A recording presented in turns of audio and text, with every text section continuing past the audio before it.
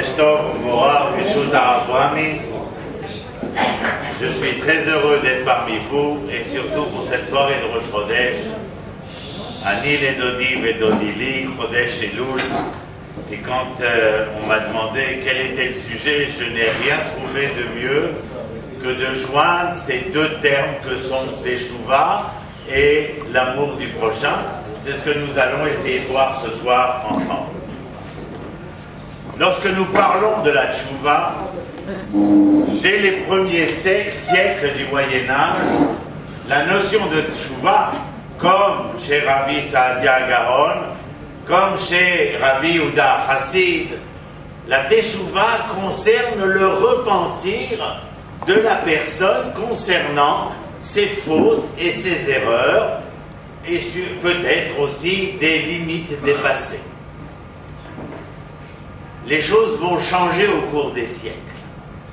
Mais il y a une chose qui, dès l'origine, bien avant le Moyen-Âge, dès l'époque du Talmud et des Géonim, qui se sont penchés sur ce livre qui m'accompagne jour et nuit, et je vous le conseille, sur votre table de chevet, un chapitre par soir, c'est mieux que tous les romans de la terre. Votre serviteur est professeur d'études juives et il enseigne ce livre tout le temps. Vous pouvez me lire, m'écouter, radio, télé, les journaux, internet, et vous verrez que continuellement, nous essayons d'apprendre et d'entendre ce que le Tanakh a voulu nous transmettre. Pas simplement le Pentateuque, les 5 livres de la Torah, mais bien les 24 livres qui composent ce livre-là. Alors je vais vous donner, pour entrer de matière, 2 exemples. Un exemple qui vient du Sefer Yirmiyahu. Yirmiyahu va raconter par son scribe Baruch ben Neria ce qui s'est passé à l'époque où Nabuchodonosor va pénétrer le territoire de Judée et conquérir cette Judée jusqu'au moment où il mettra à feu et à sang la ville de Jérusalem. Dans le texte de Yirmiyahu, il est écrit Ashivenu Hashem Elecha Venashuva. Ashivenu Hashem Elecha. Éternel, ramène-nous. Ashivenu Hashem Elecha Venashuva. Si toi, tu es prêt à nous engager, à faire en sorte de nous aider, afin de pouvoir ensemble s'engager dans un processus qui nous ramènera à toi après les erreurs qui furent les nôtres. Nous n'en disconvenons pas. Il est clair que nous avons fauté, mais aide-nous à revenir. Ça, c'est chez Yirmiyahu. Mais les chercheurs en Tanakh fouillent tous les jours le Tanakh. Si vous voyez mon Tanakh, c'est un chiffon. Parce qu'il y a énormément, c'est votre carte d'identité, ne l'oubliez pas. La Mishnah ne discutera de ce qu'elle veut discuter que parce que le Tanakh existe. Et la Gemara sur la Mishnah, et la Halacha sur la Gemara et la Mishnah, bien entendu. Donc le livre de base, c'est bien celui-ci. Dans le livre de Malachi, qui est de l'époque du retour après le décret Cyrus, lorsque Ezra et Néhémia reviennent en Eretz Israël, Malachi, un des prophètes, va écrire Shuvu Elai Va'ashuva. Revenez-vous et moi je reviens. Intéressant. Yirmiyahu, le peuple est dans la déconvenue la plus totale. Il est, comment dire, contrit, malheureux. Rappelez-vous ce chant qu'ils vont chanter. Nous étions sur les rives de Babylone et ils nous demandèrent de chanter les chants de Sion.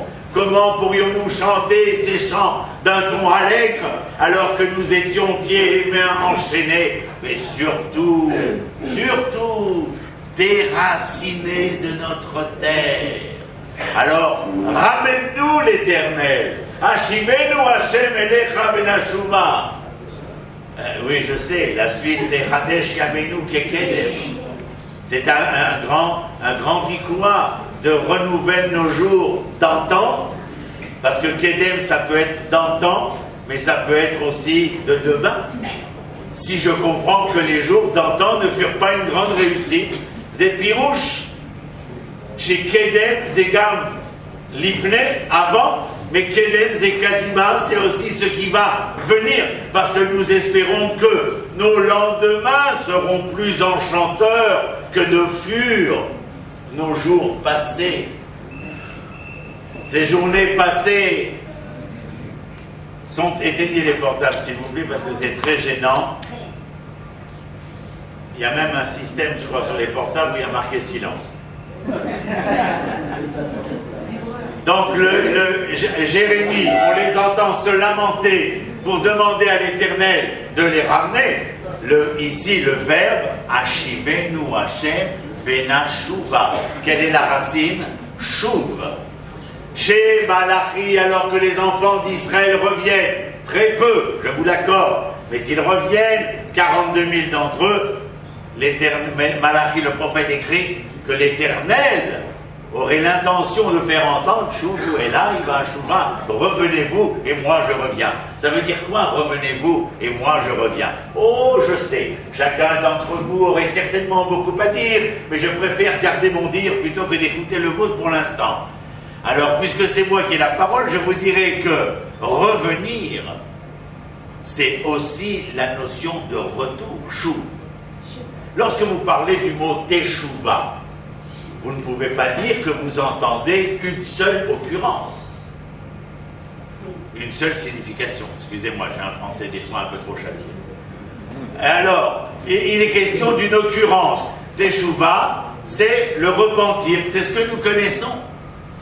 Connaissez, mes amis, cela a d'autres occurrences. On appelle cela un terme polysémique. Ça veut dire un terme qui a plusieurs définitions.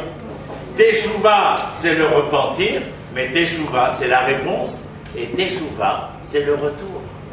Lorsque vous voulez comprendre un terme, allez à sa racine. Lorsque vous voulez comprendre qui est votre prochain, n'essayez pas de juger sur ce que vous voyez, puisque l'Éternel a dit que lui juge l'homme pas sur ce qu'il voit de l'homme, mais sur ce qu'il sait du cœur de l'homme. C'est complètement différent. L'apparent, comment ils disent les pathos, l'habit ne fait pas le moine.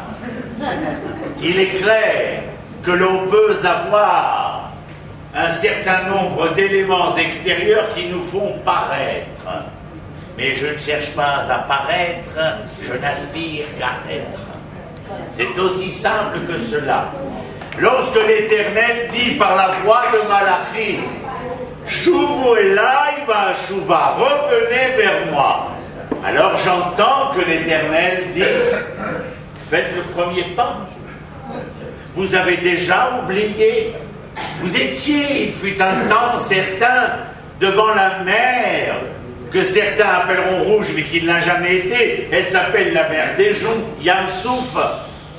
Et vous vous trouviez à ce moment-là dans un véritable dilemme cornélien, apeuré, désespéré, entre la peur de mourir par l'épée ou la peur de mourir noyé.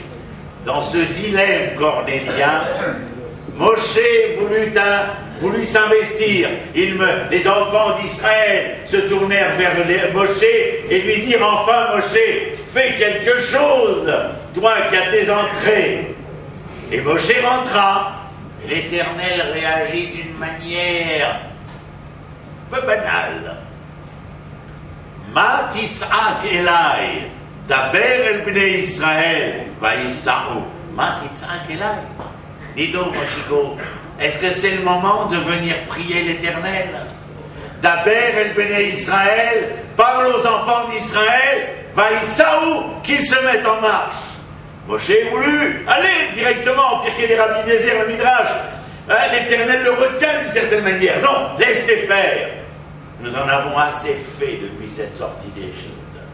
Voyons ce qu'ils sont capables de faire. Alors Narshon ben Aminadab s'engagea dans la mer, seul, isolé, prenant le désespoir des enfants d'Israël pour un simple espoir impatient. Mais il ne voulait pas être comme les enfants dans l'impatience, alors il se mit en marche, pas à pas, pour rentrer dans l'eau, la chrétienté dira « aide-toi » et le ciel t'aidera. Car lorsque Nachshon ben Aminadav mit les pieds dans la mer, moi, je dis autre chose que la chrétienté. Je dis enfin un bonhomme qui n'a pas eu peur de se mouiller. Il est clair, c'est entendu. Il n'a pas eu peur de se mouiller, raison pour laquelle l'Éternel lui dit « Moshiko, va avec le bâton !» Et hop, il a ouvert, Ils étaient très amis. C'est un langage intimiste, bien entendu. Moi, mon fils, je lui dis Hamoudi, Yoavi, etc. C'est Hamoudi, quoi. On n'est pas là dans une structure très d'angoisse. Et donc, on voit ici cet appel de l'Éternel à l'engagement de l'homme. Lorsqu'il est question, dans le texte biblique, de ces deux données, une chez Yirmiyahu, une chez Malachi, vous comprenez que celle de Yirmiyahu, c'est un peu l'homme dans le désespoir d'être et de devenir, ne voyant point d'espérance de ses lendemains enchanteurs, et il attend que l'Éternel fasse tout. Lorsque Malachi ramène les enfants d'Israël, l'Éternel leur dit, vous qui avez fait le pas, vous qui vous êtes engagés, Shuvu Elai, Va'ashuva. Pas d'inquiétude.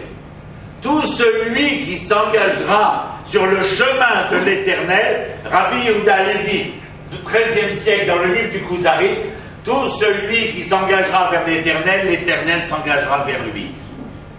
C'est alors que je me mis en chemin pour aller à sa rencontre, que je pus enfin le rencontrer, celui qui dans ce moment se mit en chemin lui aussi.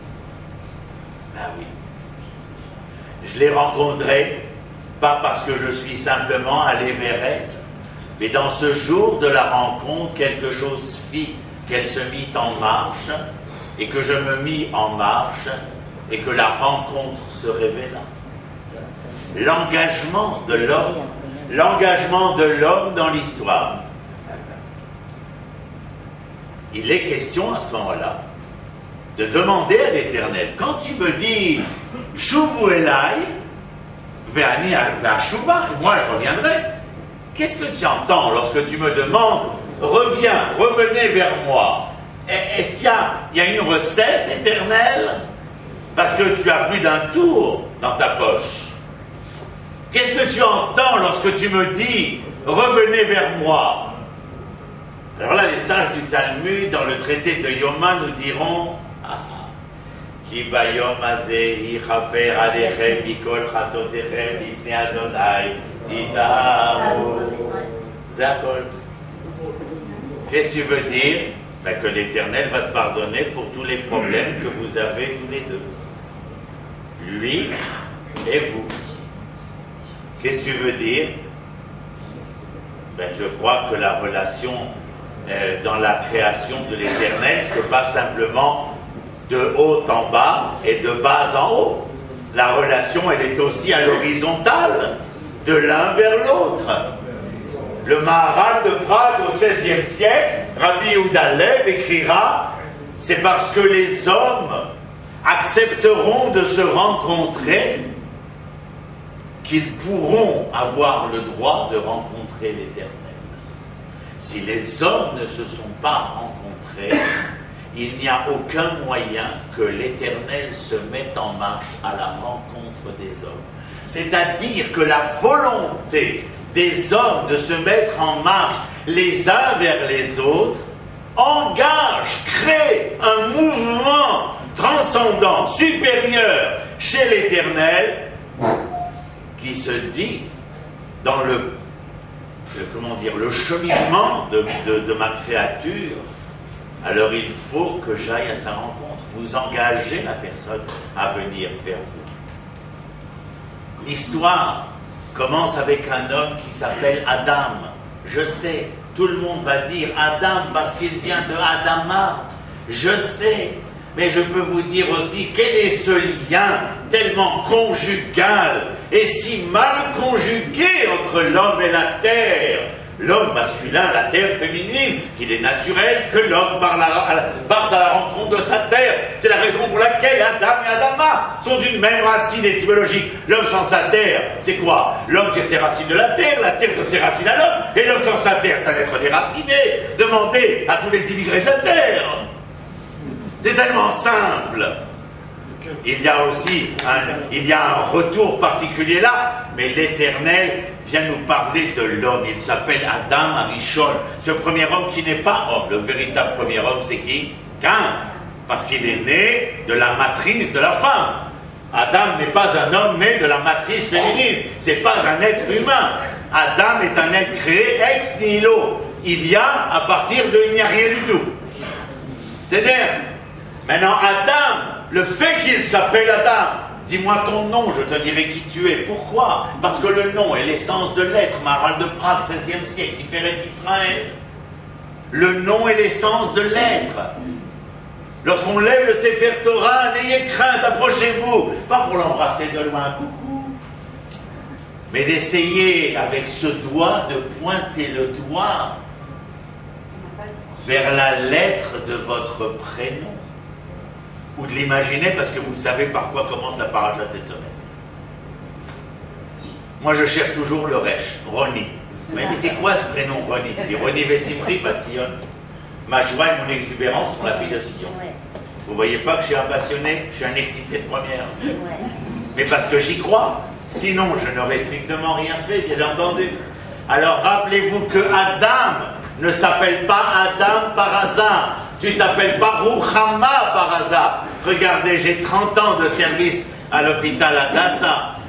J'ai travaillé au service de réanimation et au service d'oncologie. Et les 5 dernières années dans les malades en fin de vie, avant mon accident cardiaque à moi-même. Et il est important d'essayer de comprendre ce que veut dire l'être homme. Le nom que tu portes. Lorsqu'on est malade, je voyais tout le temps au début, j'étais au Lichada, j'ai 35 ans. Je disais, tiens, il a changé de nom, il ne s'appelle plus comme ça. Moi, je rentrais dans la chambre, Moshe Manishman, je ne m'appelle plus Moshe. Tout le monde t'appelle Haïm. Donc, c'est bien ici, il change de prénom. Moshe qui s'appelle Haïm. Donc, le nom, c'est l'essence de l'être. Adam, alors un jour, mon Rav me dit, Adam, c'est l'acrostiche. Acrostiche sont les initiales. Acrostiche, c'est Aleph Dalet Mem. Chouette, hein? Aleph Dalet Mem, c'est Abraham, David et Moshe. Et qu'est-ce qui est? Pourquoi ces trois-là, Dafka? Eh bien, parce que seuls ces trois-là, dans le Tanakh, ont exprimé de manière la plus verbiale qui soit l'humilité. Abraham, Ani Afar Ve'efer. David, Ani Ketolaat Ve'loish. Moshe, Vanachnu. Et pourquoi l'homme recèlerait-il dans le sein de son nom cette essence de l'humilité? Que voudrait dire l'humilité? Ah, si je vous donne des cours sur l'humilité, c'est encore 1h30. On n'a pas le temps. Alors regardez ce que je vais faire et vous allez savoir ce que veut dire humilité sans avoir eu à apprendre le cours d'1h15. Je refais le pas. L'humilité, c'est être capable de faire un pas en arrière pour permettre à tout autre, qu'il soit homme ou qu'il soit éternel, de pouvoir faire un pas en avant pour créer le dialogue. Adam, c'est pas grave. C'est pas grave. Adam, c'est cette humilité, c'est-à-dire la permission que donne l'homme à l'autre. Et quand je dis l'autre, je viens faire référence, bien entendu, à Acher. Alors vous allez me dire, oulala, qu'il est compliqué, René Akrish. Personne n'a dit que le monde était simple. Personne n'a dit que le monde était simple. On est dans un monde où on nous demande de réfléchir, de penser, et de savoir quels sont les pas. Et ces pas que nous faisons, vers où nous amènent-ils? Nous sommes tous les jours interrogés. On peut vivre dans sa bulle, mais tous les jours le monde nous interroge. Si vous allez à Hebron, si vous allez à Yerushalayim, je prends mes élèves, tous mes étudiants, je les fais passer à Yerushalayim et à Hebron, c'est à la maison qu'ils sont reçus, comme la semaine prochaine de Bezrat Hashem. Pourquoi? Parce que c'est important de savoir, de connaître, d'entendre, et de ne pas être de ces gens qu'on arrête dans la rue en lui disant « Mais pourquoi vous êtes en Israël ?» Qu'est-ce que vous faites en Judée-Samarie? Pourquoi vous êtes juifs? C'est quoi Israël? C'est quoi les Hébreux? Et vous avez en face de vous des gens, on dirait des êtres inanimés. Cela n'est pas permis parce que la connaissance est à portée de main. Et Baruch Hashem, je vois en français le nombre de journaux, la radio, je travaille maintenant à la télévision, en français, Haute 96, il y a toutes les possibilités de pouvoir apprendre et savoir. Lorsque je dis que l'homme est un être responsable parce qu'il accepte l'autre, écoutez bien, j'ai dit reculer, c'est permettre à tout autre, que ce soit l'Éternel ou que ce soit l'homme, de pouvoir faire un pas en avant et d'établir le dialogue. Comment on dit l'autre en hébreu? Acher. Quelle est la racine de Acher? Non. Ah. Ah, mon frère. Aïe, aïe, aïe, aïe, aïe. C'est moi. Ah, c'est le frère. Maintenant, écoutez, vous prenez ça dans vos bagages. Ah, le frère. C'est-à-dire que dès l'origine de l'histoire de l'humanité, l'histoire n'est pas entre Chava et Adam, l'histoire du premier homme, qui est une problématique qui se termine par un drame fratricide, c'est que Caïn tue Abel. Et c'est en cela que le bon, dès le départ, n'est pas capable de faire place à l'autre, au prochain, et qui est ne pouvant supporter l'existence de l'autre, parce que différent de moi, il l'assassine. Et le monde commence par un fratricide. Et je m'arrêterai ici? Non, point. Car les frères de Yosef vendront leur frère en Égypte. Et ils menteront à leur père qu'il a été assassiné. Grâce à Dieu et grâce à Yosef, que le Sefer Bereshit se termine par le fait que Yosef dise « Et achai anochi mevakesh » je suis à la recherche de mes frères, et qu'à la fin, lorsqu'il se dévoile, il leur dit « N'ayez crainte, mes frères, nulle vengeance dans mon cœur. Je ne sortirai point la dague de ma taille pour essayer d'entailler l'un d'entre vous. Je reste votre frère, et vous êtes mes frères, car sachez que les chemins suivis par vous, mes frères, furent peut-être comme de bien entendu, dans la simplicité de votre réflexion, que vous aviez décidé. L'homme décide, le groupe est accompagné par l'Éternel. Le train des hommes, le train du groupe roule inexorablement vers sa destinée. L'homme choisit de monter, de descendre, de sauter. Mais le train, Mahomet, Shmuel et Shaoul a raté l'occasion de pouvoir rencontrer l'Éternel. Shmuel lui a dit, tue Amalek. Et il revient avec Amalek et le troupeau. Et Shmuel lui fait entendre, avant qu'il lui répond, quel est ce bruit, votre majesté, que j'entends au loin, ces sabots trottinés? Et Shmuel lui dit, eh bien, nous ramenions quelques bétails pour les offrir à l'Éternel, en grâce et honneur de la victoire qui nous fut octroyée. Et là, Shmuel lui dit, déchire sa robe, et il lui dit, votre majesté, vous venez de perdre votre royauté, mais sachez, votre majesté, que malgré que vous n'ayez point fait ce qu'il fallait faire, Netzar Israël, Loï Shaker, l'éternité d'Israël ne se démentira pas. Bekitsour, Fotzli.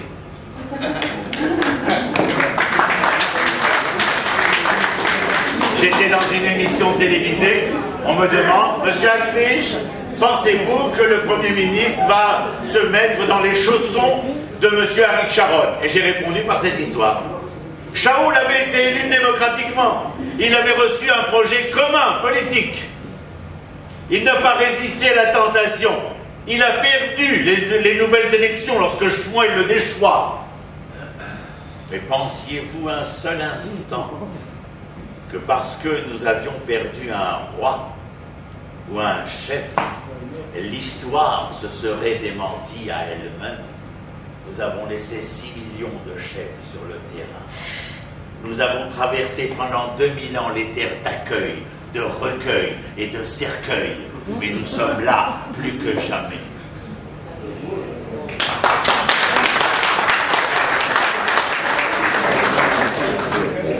La rencontre.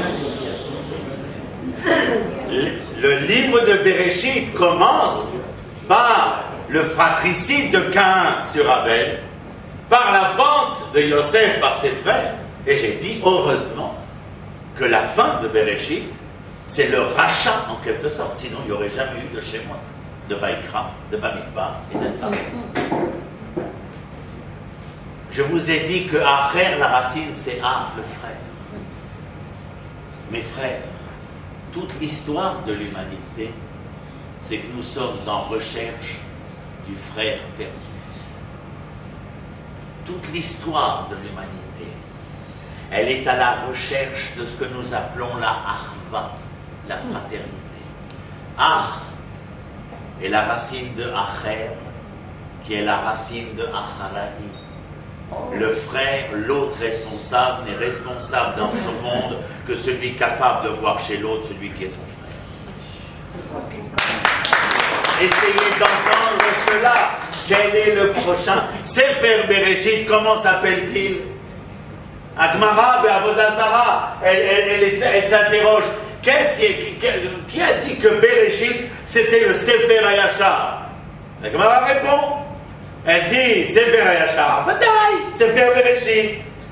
Un autre dira non, c'est Sefer Dvarim, un autre dira Sefer Shoftim. Mais je ne rentre pas dans le détail, nous ne sommes pas là pour faire une étude talmudique. Mais la réponse qui vient me dire Bereshit, Sefer Hayashar, Velama, Biglala Avot. Est-ce que vous entendez une loi concernant le peuple d'Israël dans le Sefer Bereshit? Que nenni, mon ami? Aucune, zéro. Il y a une mitzvah qui concerne l'homme, les mitzvot concernant le peuple d'Israël, Parashat Bo, Sefer Shemot. Et Rashi pose la question, alors qu'allions-nous faire dans cette galère pendant 26 générations? Eh bien, nous allions à la rencontre de Derech Eretz et Katma la Torah. Ah bon? Ben oui. Sans cette capacité de créer, de révéler, de faire valoir l'être que je suis, Adam Shebetochi, l'homme qui est en mon sein, comment pourrais-je prétendre rencontrer l'Éternel alors que moi-même je m'ignore? La rentrée au mois d'octobre, tous mes étudiants, ils vont arriver, les nouveaux bien entendu, je vais leur demander, sortez les smartphones, parce que vous savez qu'aujourd'hui tout le monde a ces machins qui sonnent n'importe quand. Je vais leur demander d'appuyer sur l'application calendrier. Est-ce que vous pouvez voir sur ce calendrier du mois d'octobre, qu'est-ce qu'il y a d'écrit? Alors ils vont me dire, les faillots ils vont dire on a cours avec Rodian Cri, les autres ils vont dire ce qu'ils voudront, mais moi j'ai une question que je pose à moi-même et que je pose à chacun. Est-ce que l'un d'entre vous a écrit durant tout le mois qu'une seule fois il avait pris rendez-vous avec lui-même? Mais pourquoi maître? Eh bien tout simplement parce que je suis l'élève de Rabbi Akiba. Ve'afta lerecha kamocha. Qu'est-ce qui est important, maître? Tu aimeras ton prochain. Ah, bon, on connaît, même il y a plein de gens qui disent la même chose que nous. Oui, mais là, à la fin, il y a quelque chose de plus. Ve'afta lerecha kamocha, comme toi-même. Lama kiani Hashem. Moi, je sais qui j'ai fait. Et s'il y a une impossibilité à ce que l'homme puisse aller à la rencontre de lui-même, il est très peu possible qu'il aille à la rencontre de l'autre. Et alors, Birklal, avec moi, il n'est pas question du tout. Qui va yormazei, chaper, avec moi? Ouais. Polo, tu peux venir, tu me fais un petit coup de ratati pachati, on va s'arranger. Mais ce que tu as fait avec Moshiko, si tu n'as pas réglé que avant-hier matin, en rentrant à la bête à Knesset, pour te garer dans l'impatience de l'embouteillage, tu aurais eu un comportement licite, Habibi, va régler tes problèmes, reviens à la synagogue. Moi, je suis très embêtant. Je ne suis pas rabbin, comme il a dit le Rav Brami. Je suis prof d'études juives. Le malheur, c'est que j'ai des connaissances. Alors, je me mets devant la bête à Knesset, et j'ai mes copains, ils arrivent, et ils me disent, qu'est-ce que tu fais, Ronnie, ici? J'ai dit rien avant Kippour, je voudrais vous embêter. Il dit, ah bon, c'est quoi la question cette année? J'ai dit, vous allez quoi faire? Il dit, on va prier. Ah bon, j'ai une question. Alors il dit, pose. Il dit, qui va prier? Ça va être qui? Ah oui, qui va prier? L'Éternel a créé l'homme. Il lui a donné un Gan Eden. Il lui a donné tous les arbres dont il pouvait déguster les fruits succulents. Un arbre, il a dit non. À un moment donné, quand l'Éternel a vu que l'homme avait dépassé ses limites, comme on dit aujourd'hui, il s'est promené au-dessus de Gan Eden, il a interpellé Adam, coucou, et il a posé une question. Ayeka, qui es-tu? Pas où es-tu, parce que l'Éternel c'est un GPS naturel. Ayeka, c'est qui es-tu? Miata. Rabbi Zusham Yanyapoli, un peu de Tracidoute, ça fait pas de mal. Rabbi Zusham Yanyapoli, il est sur son lit de mort, et il pleure, et il pleure, et il pleure. Les élèves, ils sont en train de dire, Rébé, pourquoi tu pleures? Je prends l'accent aussi en même temps. Pourquoi tu pleures, les bébés? Il dit, parce que j'ai vais devant les tribunaux célestes. Il dit, oui, ben c'est Besséder. La Gemara de Sanhedrin dit qu'on va te poser deux questions. Aïn Kavata et Tim la Torah, est-ce que tu as prévu un temps pour étudier? Fallait Nardat, tu as étudié, on ne peut pas faire mieux. Et Aïn Tzipita et Yoshua, est-ce que tu as fait quelque chose pour faire avancer la délivrance? Bataille. Et il continue à pleurer. Et les élèves sont là. Rébé, tu ne peux pas nous dire pourquoi tu pleures encore? Puisque les questions, il les a résolues. Alors, tu ne vas pas nous faire attraper les fourrures, non? Alors, les Rébé, il dit, il y a une question qu'ils vont me poser là-haut, c'est la question la plus anachronique qui soit. Oh là là, n'en faut pas des gros mots quand tu parles avec nous, Rébé. Il dit, c'est quoi la question? Des questions difficiles. Bah, dis-nous la question, qu'on ne meurt pas idiot. Il dit, quand j'y vais arriver là-haut, ils vont me demander, comment je m'appelle moi? Dites-moi les élèves, comment je m'appelle? Zousha. C'est mon prénom, Zousha. Quand je vais arriver là-haut, ils vont me dire, dis donc, Zousha, tu étais rabbi? Il dit, oui, oui. Il dit, est-ce que tu as, avant d'être rabbi, est-ce que tu as été Zousha? Rachel, tu as été Rachel. David, tu as été David. Chaim, tu as été Chaim. Que tu as joué un rôle pendant 80 ans, on le sait. Mais est-ce que parmi les rôles que tu as voulu jouer, tu as essayé de temps en temps, sur les smartphones que je vous ai fait inventer, avoir rendez-vous? Il y a même une sonnerie pour te rappeler. Il y a même 2 heures avant, 5 minutes avant, tu peux faire ce que tu veux. Tu ne peux pas te rater. Si tu as vraiment envie de te rencontrer. Pourquoi? Parce que c'est l'action nécessaire à la rencontre avec autrui. Sans cela, ce n'est pas possible. Alors je dis, qui tu aimeras ton prochain comme toi-même. Quel travail faut-il faire pour véritablement se découvrir? Mais tout à l'heure, je vous ai dit, Adam, c'est celui qui est humble et qui laisse la place à l'autre. Mais quel est le premier autre? C'est toi. Se laisser la place à toi. Comment vous déclamez toute la journée? Je ceci, je cela. Et votre moi tapis dans le coin d'un de vos ventricules cardiaques attend pantois et pas apaisé en tout cas, que vous puissiez le réveiller en le chatouillant, afin qu'il puisse lui aussi participer à l'expression de votre être. Et lorsque je a rencontré moi, c'est quoi moi? C'est ce que je suis, dans mon âme et conscience. La Mishnah vient, Avot, elle vient dire, et j'ai créé l'homme en lui insufflant une âme au 40e jour de gestation fétale. Et dans l'ADN de ces gestations fétales, il y avait Baïchanim, Rahmanim, et Gomer Hasadim. Ils étaient pudiques, miséricordieux, emplis d'amour. C'est comme les profs, peut mieux faire. Il a l'amour en lui, peut mieux faire. Je suis toujours étonné. Je suis même bouleversé.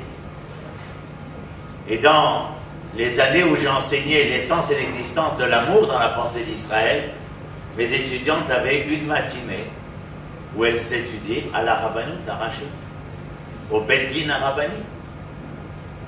Et elles sont arrivées à 9h, parce que c'est des bonnes élèves, elles sont à l'heure. 9h15, 9h30, 10h moins le quart. Arabe, à quelle heure le cours il commence? Je disais, il y avait 3/4 d'heure qu'il a commencé le cours. J'ai dit comment? Mais j'ai dit, regardez les couloirs, tous ces gens-là, il y a 1 an, il y a 5 ans, il y a 10 ans, ils se sont dit, I love you baby. Et aujourd'hui, ils sont en train de se déchirer. Il n'y en a pas un qui a fait la place à l'autre. Il n'y en a pas un qui a compris que toute l'histoire de Adam et Chava, c'est l'histoire qui commence pour comment?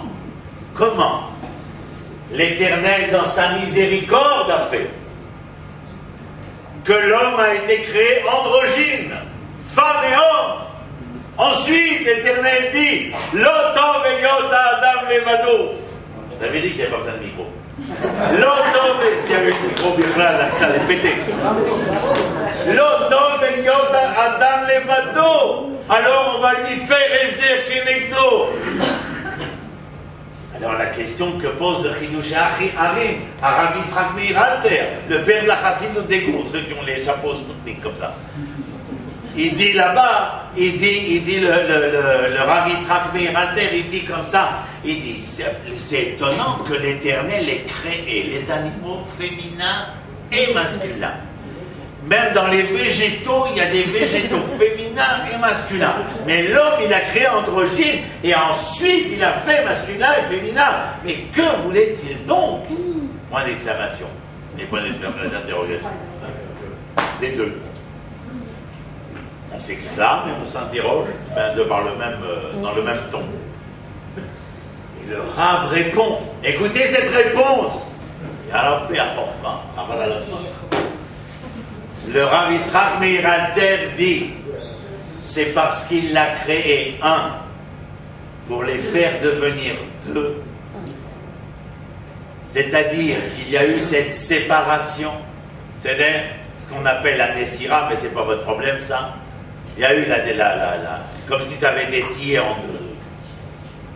Mais parce qu'il était un homme au départ, homme-femme, et que ensuite le féminin a été séparé du masculin, il y a dans la mémoire collective de l'homme et de la femme à tout jamais qu'ils sont à la recherche du un et qu'ils n'accepteront jamais d'être la moitié et la fraction. Sinon vous vous demandez, mais après quoi court-il? J'ai bien dit il, parce que c'est eux qui ont perdu un côté. Et après quoi accepte-t-elle? C'est parce qu'il y a inscrit, gravé dans la mémoire collective de l'humain qu'un jour nous fûmes un et que ce n'est point parce que nous fûmes séparés que nous devions assumer cette séparation ad vitam aeternam, mais essayer de retrouver l'unité, je vais dire un gros mot, ontologique, c'est-à-dire dans la genèse, la première, l'origine. C'est toute la raison. Maintenant, il y a plus que ça. Un autre de mes maîtres, arabe, Zecher Tzadik Livracha, arabe Yehuda Léon Ashkenazi, Manitou, disait que chez Adam et Chava, la relation, elle n'est pas simplement d'époux, elle est simplement d'époux à épouse. Elle va subir un tikkun au moment où Abraham et Sarah, Yitzhak et Rivka, vont vouloir faire valoir, comme Abraham, lorsqu'il dit à sa femme, lorsqu'on arrivera devant le medrog de tout en carton, tu lui diras que tu n'es pas ma femme, que tu es ma sœur. Parce que dans cette société, Abraham voulait faire entendre bien plus que l'époux et l'épouse. Mais si vous, Égyptiens, aviez l'habitude de prendre vos sœurs pour les rendre vos femmes, nous avions l'habitude de prendre des femmes pour les rendre nos sœurs.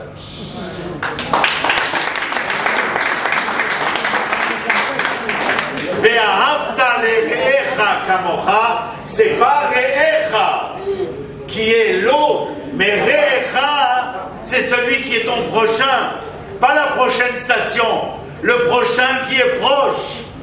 Et d'ailleurs, la racine de Réa, elle servira à être à l'origine d'un des métiers les plus populaires bibliques. Roé Tson, le berger. C'est parce qu'on est capable d'être le vrai berger que nous serons choisis par l'Éternel pour guider le peuple. Abraham, David, Moshe. Roé Tson, celui qui est capable d'être le prochain de l'âme vitale de l'être animal. Si déjà, ma femme, toujours étonnée sur les chemins des routes qui sont les nôtres, de dire, regarde, le troupeau est toujours derrière le berger, et il ne dit rien. C'est parce qu'il a cette puissance de faire valoir l'état prochain que l'animal est capable de ressentir. Alors l'Éternel voit Abraham, David, Moshe, et qu'est-ce qu'il dit? Ceux-là pourront être les prochains de mon peuple et les guider. Ça te va qu'on approche le prochain? C'est Sefer Hayashar, Sefer Bereshit, Adam et Chava, Caïn et Abel. Et lorsque la génération de Noah vit une époque de Hamas, c'est bien d'ailleurs ça s'appelle Hamas, qu'est-ce que ça veut dire le mot Hamas? Celui qui n'accepte pas de reconnaître l'autre comme étant son prochain. Et donc je peux lui prendre sa femme, son bien, tout ce qu'il a. Mazetor Hamas, celui qui ne comprend pas ce que veut dire l'être prochain. Toute la construction de l'histoire humaine passe à travers cette reconnaissance de l'être frère comme étant l'être autre et me rendant responsable dans l'existence qui est la mienne. Sefer Bereshit, c'est Abraham.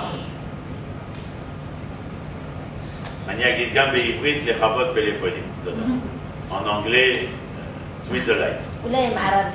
Arabique, je ne sais pas. Il y a des personnages tout au long du Sefer Bereshit. Regardez véritablement la relation, on a dit tout à l'heure, de Abraham-Sarah. Vous savez que Abraham découvre Sarah que des dizaines d'années, la beauté de Sarah, l'être prochain. Il lui dit qu'elle est belle dans sa beauté physique. Simplement après des dizaines d'années d'existence commune. Quel travail a-t-il été fait ici concernant la relation de l'un à l'autre? Rivka avec Yitzhak, sans rentrer dans les détails, le même processus. On a dit Yosef et ses frères. Yaakov avec Rachel et Léa. C'est votre Tanakh, c'est votre carte d'identité, ça passe à travers cela. Adam et Chava. Lorsqu'on veut dire que Adam a rencontré Chava, quel est le verbe qu'on va employer? L'Adaat. Ve'adam yada et Chava ishto. Adam yada, son accouplement n'est conséquent que de la connaissance qu'il a de l'autre. Il y a le retrait du trait d'union pour créer l'union que par la conscience et la connaissance que ce trait nous sépare. Mais ça vient de la conscience, de la connaissance. Ça ne peut pas venir de quelque chose qui est complètement abstrait. Il y a un livre, pour ceux que ça intéresse, qui a discuté sur le texte de Bereshit comme Sefer Hayashar. Ce livre-là s'appelle Emek Hadavar. Il a été écrit par un homme qui s'appelle Tzvi Yehuda Berlin. Il a vécu en Lituanie, à Volodjine, au 19e siècle. Un grand monsieur. Il a un commentaire sur le Sefer Bereshit. Dans ce commentaire, il dit quelque chose avec lequel je vais terminer, bien que je puisse rester avec vous une grande partie de la nuit. Mais on a sommeil. Je vous rappelle, lorsque la Gemara dit Sefer Bereshit et Sefer Hayashar, c'est parce que Bilam est venu dire Tamot Nafshi Mot Yesharim. Et pourquoi tu n'as pas dit que je meurs comme les tzadikim, comme les hasidim, comme les chachamim? Pourquoi tu as dit Yesharim? Justement parce que le comportement d'Abraham est un comportement qui est Yachar. À la fin du livre de Dvarim, avant Rosh Hashanah, après Rosh Hashanah, avant Kippour, on va lire la paracha de Haazinu. Qu'est-ce qui est écrit? Chez Hachem, Tzadik Veyachar Hu. Et le natif de Volodji pose la question, c'est quoi ce qu'écrit Moshe? Parce que Dvarim, c'est Moshe qui écrit. L'Éternel ne dicte plus. Ça s'appelle Mishneh Torah. Moshe écrit l'Éternel Tzadik Veyachar Hu. Moi, j'ai toujours cru que quand il y avait marqué Tzadik, on n'avait pas besoin de marquer Yachar.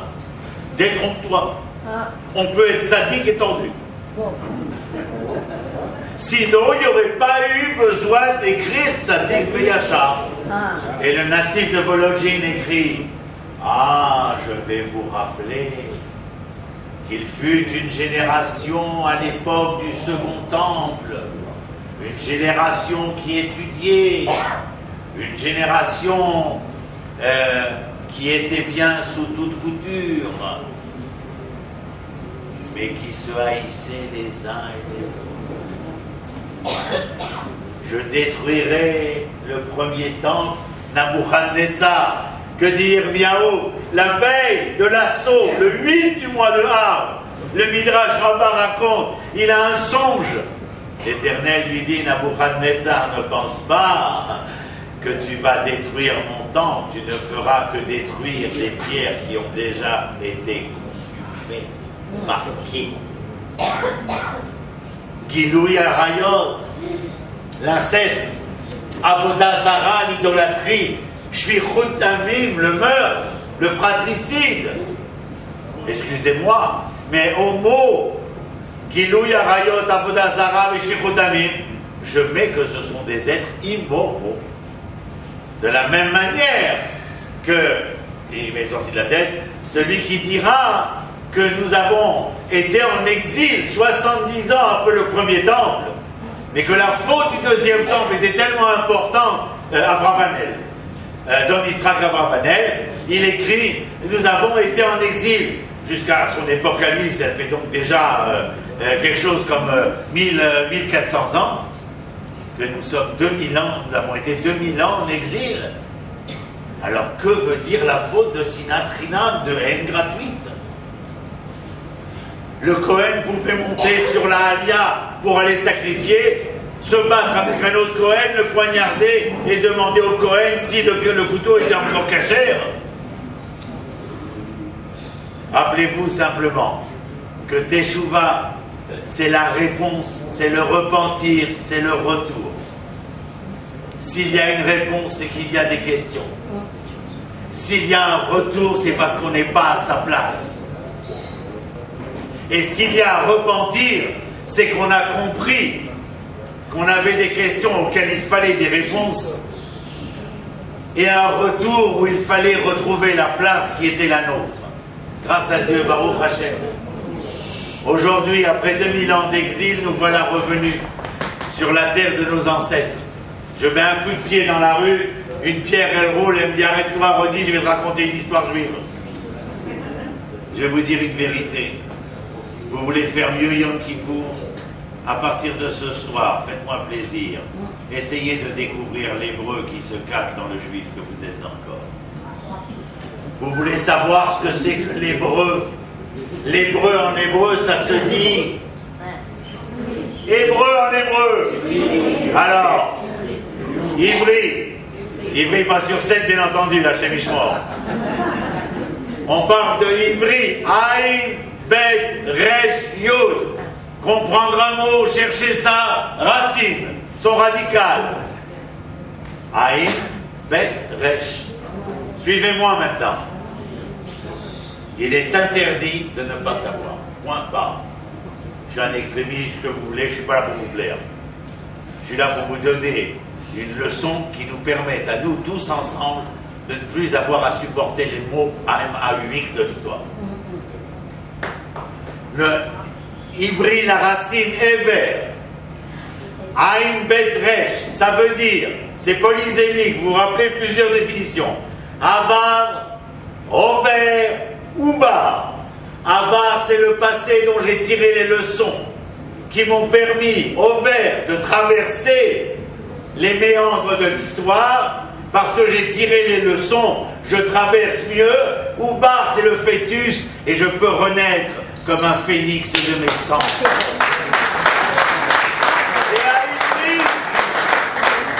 C'est à Ivry. Je cherche l'hébreu qui se cache dans le juif que je suis. Asma, je suis monté d'un trou perdu qui s'appelait Villejuif, Vitry. Oui. D'ailleurs, la majorité, ils sont tous perdus, déjà là-bas. Absolument. Non, mais Chané, hein. D'Égypte, on est sorti un 5e. Et ceux qui sont rentrés, de tous ceux qui sont sortis, il y en a deux. Caleb et Tifoni ou Chabitou. Allez, à partir d'an, on peut tout recommencer. On est arrivé, je suis arrivé ici, j'avais les cheveux longs et les idées courtes. Depuis j'ai coupé mes cheveux, j'ai rallongé mes idées. C'est extraordinaire. Pourquoi? Non, ça je les écris dans le Midrash Yalkut Shimoni. Avira chez l'Eretz Israël Markima. L'ère d'Eretz Israël te permet de découvrir la sagesse. Alors on a coupé les cheveux, les idées sont allongées. Après je suis rentré à l'hôpital, j'ai travaillé. J'ai rencontré des Israéliens d'origines diverses, de couleurs différentes. Et je me suis dit, dans quelle galère allais-tu t'embarquer? En plus, on ne comprend rien. C'est une langue de barbare. Moi, je connaissais, bon, vous voyez mon français, bonjour madame, comment allez-vous, quel plaisir, enchanté, enfin tout le paraître. Oui. Et là, tout d'un coup, j'arrivais dans un pays où on me dit que les mots, ils ont des sens polysémiques, il faut faire attention à ce que tu dis, Véani, Véasmi, ouh, très compliqué. Tu n'es pas n'importe où, sur n'importe quelle terre, avec n'importe qui. Et voilà, on a commencé peu à peu, et puis tout d'un coup on a envie de tirer les leçons qui passaient, parce qu'on voudrait traverser tout ce qui nous empêchait de partir à la rencontre de tous ces hommes qui étaient là et qui nous parlaient à travers le temps. Shmuel, Shaoul, Yirmiyahu, Yecheskel, David ou Shlomo, Shlomi, Yosef, Yaakov, Rachel. Si vous n'avez jamais fait Rachel avec moi, faites-le un jour. Oui, oui. C'est passionnant. Ah, c'est passionnant. Parce que moi, je ne vais jamais dans les tombeaux pour voir les tombeaux. Mais pour essayer de faire entendre qui est enterré ici et d'essayer de faire vivre et vibrer le personnage, parce que le tombeau, on s'en fout. C'est le personnage qui m'intéresse. Je ne fais pas la méhara pour voir où il est le tombeau, monsieur Akrish. Manque de peau, il est Tibet en bas. On ne peut pas y aller? Non, cette fois-ci, il ras-le-bol. Et alors, qu'est-ce qu'on fait? Eh bien, tu vas apprendre qui c'est Abraham. C'est important quand même. T'es venu voir Abraham ou le tombeau d'Abraham? Tachlit. Le tombeau, il n'a jamais rien apporté. Mais l'homme, Abraham, a laissé toute une histoire. Et un peuple qui, jusqu'à aujourd'hui, aux informations de 13 heures, le présentateur dit l'État hébreu, Medina Taïvri. Ils sont très forts. Demandez à un juif s'il est hébreu. Il dit, moi je suis juif. Il ne comprend pas que juif c'est une malédiction. Ah, vous ne saviez pas? Ben, juif c'est une malédiction. Juif c'est Yehudi. Yehudi, quand est-ce qu'apparaît la première fois le mot Yehudi? Allez, je vous fais l'examen là. Après, vous m'appellerez vos parents. Non? Esther, c'est la deuxième fois. Ish Yehudi Aya, Beshushan Amira. C'est la première fois. Non, elle a dit déjà, madame. Eh ben non, c'est pas ça. Yirmiyahu. Après que le premier temple est comment dire, détruit, que les enfants d'Israël quittent Eretz Israël, le mot Yehudi apparaît. Ce qu'ils sont avant, ce sont les Bnei Israël à Ivrihim. Comment Yosef se présente-t-il devant Pharaon? Comment Yona, dans la Haftara de Yom Kippour, se présente au capitaine? Ish Ivri Anochi. Ish Ivri, mais Bono Général. Asma c'est Yehudi. Yehudi, ça vient de Yehuda. Vous le savez? Aaron. Est-ce que Yehuda c'est Israël? Oui et non. Yehuda, c'est 1/12 d'Israël. Et lorsque nous sommes partis en exil, comme Dengue ou Dim, nos sages ils nous ont donné des lettres de créance pour essayer de se requinquer. Les Shana Haba Yerushalayim, les Shana Haba Yerushalayim, sous la roupa, je place le verre, à Pessar, les Shana Haba Yerushalayim, rappelez-vous, bon, la majorité ils vont oublier, peu importe, on fait, c'est pas quantitatif, c'est qualitatif le Ham Israël. Mais les Shana Haba Yerushalayim, pourquoi? Je ne veux pas rester la fraction de mon identité. Je ne veux pas rester le 1/12e. Je veux redevenir le nombre entier. À Ivry. Qu'est-ce que t'as à te vanter d'être juif? T'as rien compris. T'es à côté de la plaque, comme ils disent les jeunes. Ça fait genre. Je suis à la recherche des 12/12e, de cette dimension de l'être hébreu. Ça fait partie de la rencontre avec l'autre. Tu aimeras ton prochain comme toi-même. Ce toi-même, c'est se donner le véritable nom qui est le tien.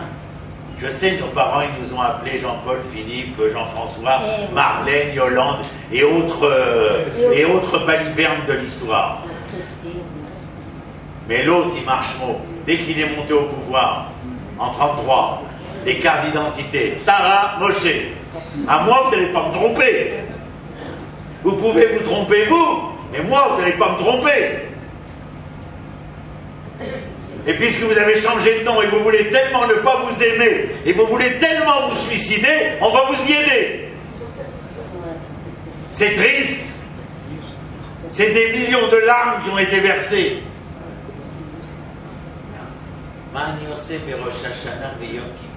Les 10 jours, comment ils appellent ça? Toute la traduction, elle est pathos en plus. Les 10 jours de pénitence. Aseret Yemei Teshuva. Réponse, repentir, retour. La pénitence. Non, qu'est-ce que tu veux? Il y avait plein de croix sur le dos. Tu veux peut-être que je me fasse flageller? Mazé! Réponse, retour, repentir. Je suis à la recherche cette année. Avant, je ne savais pas. Je suis arrivé à 25 ans, après mes études médicales. Je suis arrivé ici, je suis rentré à l'hôpital, je ne connaissais rien. J'ai commencé à découvrir. J'ai fait l'armée, j'ai fait l'école d'officier. Je suis devenu conférencier, prof, machin. Je ne savais plus où j'habitais. J'ai 7 mômes, 14 petits-enfants. Baruch Hashem, je recrée la tribu, parce que la majorité est tombée là-bas. Allez, là aussi.